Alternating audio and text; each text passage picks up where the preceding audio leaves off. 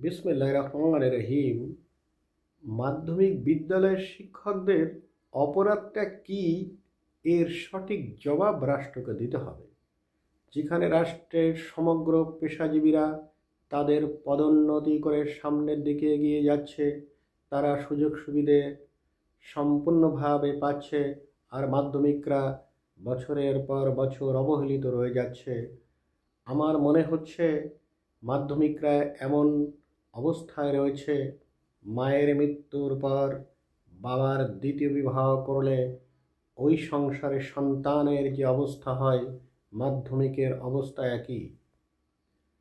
কারণ হলো, একটা পরিসংখ্যান দিলে আপনার বুঝবেন, 2006 সাল থেকে 2025 সাল পর্যন্ত প্রাইমারি 18 গ্রেড থেকে সহকারী শিক্ষকরা 11 গ্রেডে উন্নয়ন হয়েছে, আর সরকারি মাধ্যমিক 10ম গ্রেডে রয়েছে, এমপিওভুক্তরা 11 গ্রেডে রয়েছে।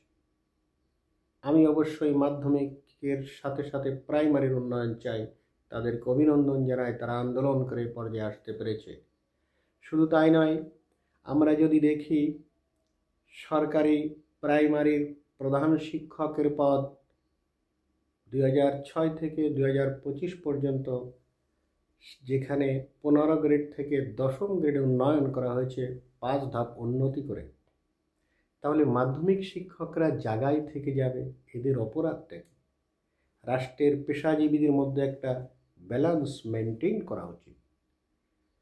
মাধ্যমিকের সরকারিরা যে আন্দোলন করছে, এমপিওভুক্ত শিক্ষকদের পক্ষ থেকে আমরা তাদের আন্দোলনের সাথে শতভাগ একত্র ঘোষণা করছি এবং বিনীতভাবে অনুরোধ করছি, তাদের এই যুক্তিসঙ্গত আন্দোলনটা যেন আর দীর্ঘায়িত না হয়, সরকার তাদের ন্যায্য দাবিগুলো মেনে নেয়। কারণ আপনারা সকলেই জানেন, জেছিও পদটাকে সেনাবাহিনীর 2য় গ্রেড থেকে উন্নত করে এটাকে 1ম গ্রেড করা হয়েছে 20 এপ্রিল 2014 সালে। শুধু তাই নয়, পুলিশ ইন্সপেক্টরের পদটাকে 2012 সালের জানুয়ারি মাসে 1ম শ্রেণীতে উন্নত করা হয়েছে।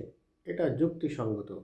তাহলে একই সাথে চাকরি করে কেন মাধ্যমিক বিদ্যালয়ের শিক্ষকদের উন্নয়ন হবে না? শুধু তাই নয়, আপনাদের আরও অনেক পরিসংখ্যান আমরা দিতে পারি। 2009 থেকে 2016 পর্যন্ত, যেখানে লেকচারার থেকে অ্যাসিস্ট্যান্ট প্রফেসর হইতে গেলে সেখানে অনেক পদ সৃষ্টি করা হয়েছে এবং তাদের টাইম স্কেল, সিলেকশন গ্রেড পুনর্বহাল করা হয়েছে। সিনিয়র স্টাফ নার্সদের কথা যদি বলি, তাদেরকে 9ম গ্রেডে উন্নয়ন করা হলো। মাধ্যমিক বিদ্যালয়ের সরকারি এবং এমপিওভুক্ত শিক্ষক একই জায়গায় রয়ে গেল।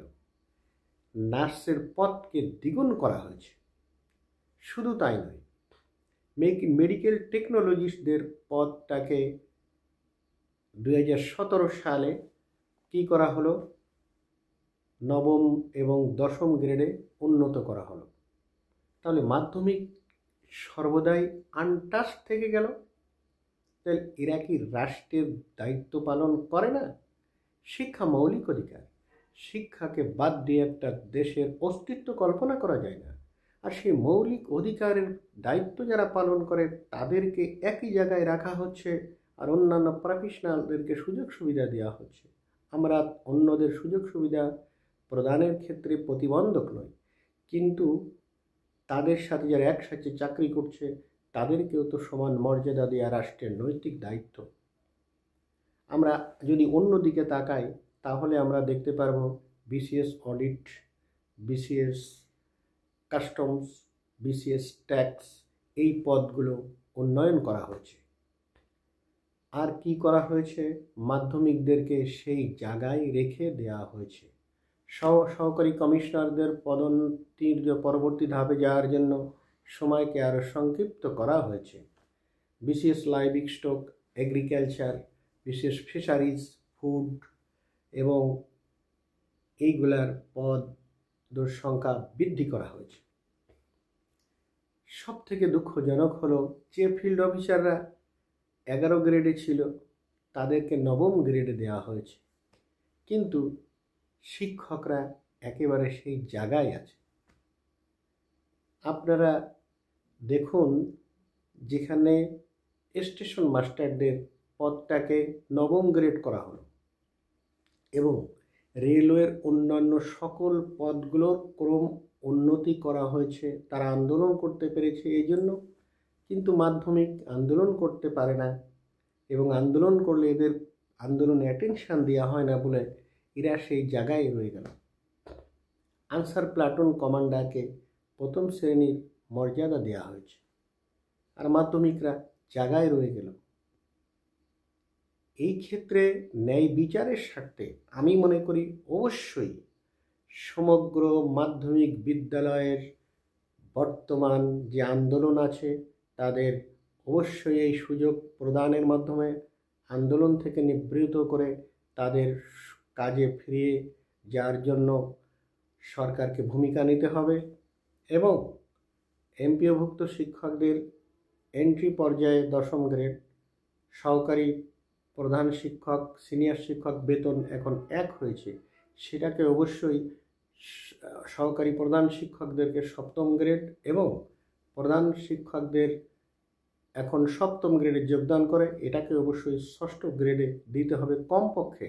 অন্যান্যদের 5 ধাপ বাড়বে, 2 ধাপ বাড়বে, 3 ধাপ বাড়বে, এদের 1 ধাপ বাড়াইতে আপনাদের সমস্যা কোথায়? কারণ একই সাথে চাকরি করে অন্যরা এদের বজ হয়ে যাবে, এরা একেবারে সেই প্রশান্ত মহাসাগরের অতল গহ্বরে চলে যাবে, আর অন্যান্যরা চলে যাবে হিমালয় পর্বতের শীর্ষে। এই জন্য কি রাষ্ট্র স্বাধীন হয়েছিল 71 সালে, লক্ষ লক্ষ লোক প্রাণ দিয়েছিল। 5ই আগস্ট কি মানুষ এই জন্য প্রাণ দিয়েছিল বৈষম্য নিরসন করার জন্য, দেশের সমগ্র পেশাজীবীদের মধ্যে একটা ব্যালেন্স মেনটেন করার জন্য যত দ্রুত সম্ভব সরকারি মাধ্যমিক এবং সরকারি এমপিওভুক্তদের অবশ্যই তাদের গ্রেড উন্নয়ন করতে হবে এবং সরকারিদের মাধ্যমিক এবং এমপিওভুক্তদের পরিচালনা করার জন্য তাদের স্বাধীন অধিদপ্তর থাকতে হবে, তার প্রদান হবে মাধ্যমিকের শিক্ষকরা।